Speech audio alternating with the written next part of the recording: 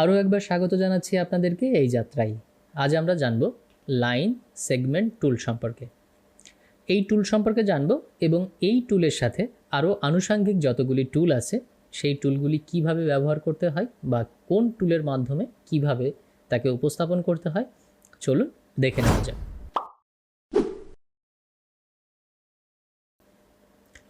প্রথমেই আমরা ইলাস্ট্রেটরকে ওপেন করব এবং একটি ডকুমেন্ট নিয়ে নিব অবশ্যই, এবং তারপর আমরা লাইন সেগমেন্টের কাজগুলি করতে শুরু করব।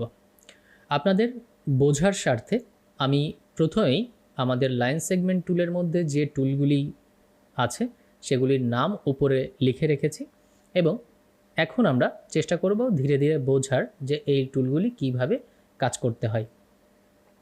ওকে, প্রথমেই এখন আমরা বোঝার চেষ্টা করব যে এই টুলগুলি কিভাবে কাজ করে। তাহলে চলুন শুরু করা যাক। প্রথমেই লাইন সেগমেন্ট টুল পেতে হলে আমাদেরকে যেতে হবে একটু নিচের দিকে, টি আইকন যেখানে আছে তার ডান পাশে দেখেন লাইন সেগমেন্ট টুল। এই টুলটিকে আমরা যদি ক্লিক করি, ক্লিক করার পরে ঠিক এইভাবে একটি প্লাস চিহ্ন আসবে এবং এর বৈশিষ্ট্য হলো এটি একটি স্ট্রেট লাইন, একদম স্ট্রেট লাইন, কোনোভাবে কোনো কার্ভ করা সম্ভব নয়। তো যখন আপনার স্ট্রেট লাইন প্রয়োজন হবে তখনই শুধুমাত্র আপনি এই টুলটি ব্যবহার করবেন।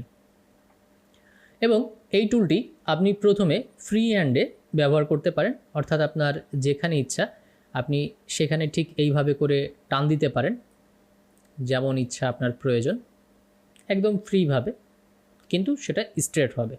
ওকে, এটা হচ্ছে নাম্বার 1, ডিলিট করে দিলাম।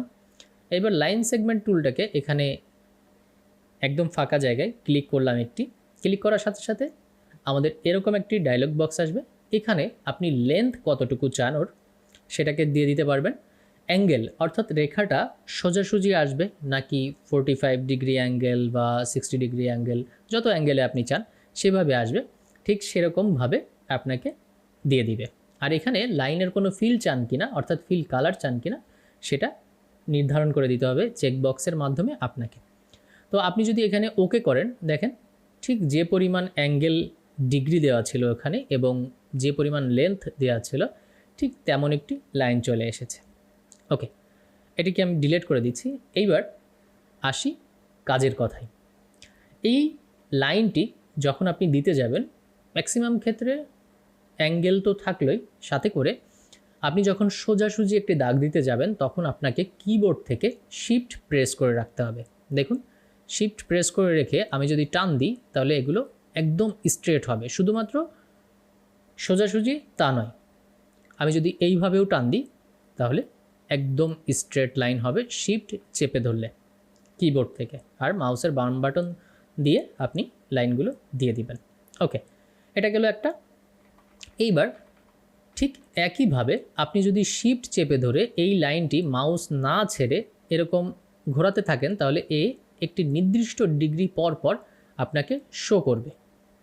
এখান থেকে আপনি প্রয়োজনীয় যে কোনো ডিগ্রি নিয়ে নিতে পারেন। খেয়াল করে দেখুন যে আমার মাউসের সাথে সাথে ডিগ্রি এখানে আপনাকে দেখাচ্ছে। 45 ডিগ্রি আছে, এখন ছেড়ে দিলাম আমি, এই। তার মানে আপনি একদম 45 ডিগ্রি করে শিফট চেপে এটা কি নিয়ে নিতে পারবেন। তাহলে এই হলো আমার লাইন সেগমেন্ট টুল। খুবই সহজ ব্যাপার এটি, আশা করি 2-1বার প্র্যাকটিসের পরে আপনাদের আর কোনো ধরনের ঝামেলা হবে না। আচ্ছা, এইবার আসি আর্ক টুলের ক্ষেত্রে। আর্ক টুল লাইন সেগমেন্ট টুলের থেকে উল্টা, অর্থাৎ এটি যেমন একদম সোজাসুজি আর এটি হলো বাঁকা। তাহলে চলুন, এই লাইন সেগমেন্ট টুলের উপরে 2 সেকেন্ড মাউসের বাম বাটন চেপে ধরলে বাকি টুলগুলো আসবে। আর্ক টুলটাকে আমি সিলেক্ট করলাম, আইকন দেখে বুঝতে পারছেন যে এটি ঠিক এরকম একটি কার্ভ টুল। আপনি যেভাবেই টানবেন না কেন এটি কার্ভ হবে। এটা হচ্ছে ফ্রি হ্যান্ড গেল। এইবার আমরা এখানে একটা ক্লিক করব। দেখুন এখানে এর কার্ভ কতটুকু হবে, কতটুকু এর লেন্থ হবে, কোন দিকে থাকবে, এই ধরনের অজস্র অপশন আছে।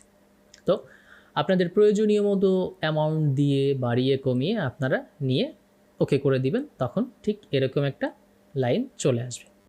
ওকে, এরপর কি হলো, এরপর আপনি যদি এটিকে মাউসের বাম বাটন না ছেড়ে দেন, অর্থাৎ চাপ দিয়ে ধরে রাখেন, আর যদি কিবোর্ড থেকে আপ অ্যারো এবং ডাউন অ্যারো ক্লিক করেন, তাহলে কি হবে, এটি কতটুকু কার্ভ আপনি নেবেন সেটি আপনি আপনার মতো করে সিলেক্ট করে দিতে পারবেন, ঠিক এইভাবে। ওকে, আচ্ছা, এইবার আপনি যদি এটিকে ধরেন এবং শিফট চেপে ধরে আপনি যদি ঠিক এইভাবে করে ঘোরাতে থাকেন, তাহলে একটি লাইন সেগমেন্ট টুলের মতো নির্দিষ্ট ডিগ্রি পর পর ঘুরতে থাকবে। সো আপনার প্রয়োজনীয় ডিগ্রি অনুযায়ী আপনি এটা নিয়ে নিতে পারবেন। ওকে, তাহলে আর্ক টুল সম্পর্কে আমরা একটু দেখে নিলাম যে আর্ক টুল কী ধরনের পাথ তৈরি করে। এরপর স্পাইরাল টুল, আমরা পুনরায় মাউসের বাম বাটন চেপে ধরলাম এবং স্পাইরাল টুলকে সিলেক্ট করলাম। এইখানে ঠিক রেক্ট্যাঙ্গুলার এবং সার্কেলের মতো করে আপনি যদি শিফট আর অল্টার প্রেস করে টান দেন, তাহলে এটাকে মাঝখানে কেন্দ্র করে বড় ছোট হবে। এই দেখুন, এই একটি স্পাইরাল তৈরি হয়ে গেল। এখন এই স্পাইরালটাকে আপনি যদি শিফট চেপে টান দেন এবং ঘোরান, তাহলে একটি নির্দিষ্ট ডিগ্রি পর পর ঘুরতে থাকবে, পূর্বের নাই। ওকে, আচ্ছা, তো এই দুটো যদি ভ্যানিশ করে দিই, তার পরের অপশান হচ্ছে আপনি যদি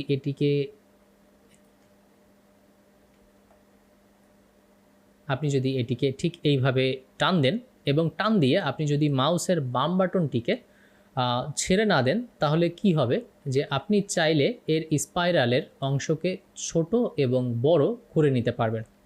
অর্থাৎ আপনি যদি up arrow down arrow click করেন, তাহলে এই দেখেন এটা সিঙ্গেল একটা অংশে চলে আসছে। আমি যত আপ অ্যারোতে ক্লিক করব তত অংশ বাড়তে থাকবে। দেখুন, আস্তে আস্তে আস্তে আস্তে আমি আপ অ্যারো ক্লিক করছি, এটা বাড়ছে। এই তাহলে এই হলো স্পাইরাল। আর আপনি যদি শুধুমাত্র ফাঁকা স্থানে ক্লিক করেন, তাহলে এখানে যথেষ্ট পরিমাণে অপশন থাকবে কিভাবে স্পাইরালটা দরকার, কতটুকু দরকার আপনার, কত পার্সেন্ট এটা এদিক ওদিক থাকবে বা ঘুরে থাকবে, কত ডিগ্রিতে থাকবে, এই সকল অপশান আছে। এগুলো আপনাদের হোমওয়ার্ক। অ্যামাউন্ট দিবেন, ওকে করবেন, অ্যামাউন্ট দিবেন, ওকে করবেন, তাহলে দেখবেন যে কোন অ্যামাউন্টের চেঞ্জের কারণে কোন ধরনের শেপ আপনি এখান থেকে পাচ্ছেন। ওকে, তো স্পাইরাল আমাদের এখানে শেষ হয়ে গেল। এখন রেক্ট্যাঙ্গুলার গ্রিড, এটা কেমন?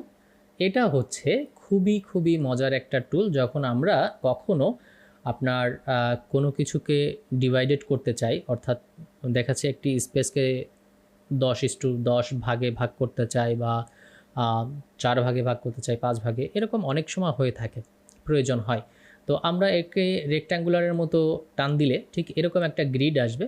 আপনি যদি এটাকে কমিয়ে বাড়িয়ে নিতে চান, তাহলে আপনাকে কি করতে হবে, টুলবার থেকে আপনাকে ডাউন অ্যারো, এই যে কমে যাচ্ছে, এবং লেফট অ্যারো দিলে কমবে। আর যদি আপ অ্যারো এবং রাইট অ্যারো দেন, তাহলে এটা বাড়বে। দেখেন এখানে আমাদের একটি বক্স চলে আসলো। পোলার গ্রিড ঠিক এর সেম, কিন্তু সেটা হচ্ছে সার্কেল। এটা যেমন রেক্ট্যাঙ্গুলার, ওটা হচ্ছে সার্কেল। তো আমরা পোলার গ্রিড এখান থেকে নিয়ে নিলাম এবং এটাকে বড় করলাম, কিন্তু মনে রাখতে হবে আমরা যেন এটাকে মাউসের বাম বাটনটাকে ছেড়ে না দিই। হ্যাঁ, ছেড়ে না দিয়ে আমরা ডাউন অ্যারোতে ক্লিক করলে এটা কমবে এবং আপ অ্যারোতে ক্লিক করলে বাড়বে, আবার লেফট অ্যারোতে ক্লিক করলে এটা কমবে, আর রাইট অ্যারোতে ক্লিক করলে এটা বাড়বে। অপশানগুলি সাধারণত সবার ক্ষেত্রেই অনেকটা সেম। আপনারা জাস্ট ভিডিওটা দেখে একবার অন্তত প্র্যাকটিস করলে আর দ্বিতীয়বার করা লাগবে বলে আমার মনে হয় না। আশা করি আপনাদেরকে বোঝাইতে পারছি। যদি কোনো প্রশ্ন থাকে অবশ্যই কমেন্ট সেকশানে এসে কমেন্ট করবেন, আমি উত্তর দিব, অবশ্যই উত্তর দিব। তো দেখা হচ্ছে আপনাদের সাথে পরবর্তী ভিডিওতে। ভালো থাকবেন।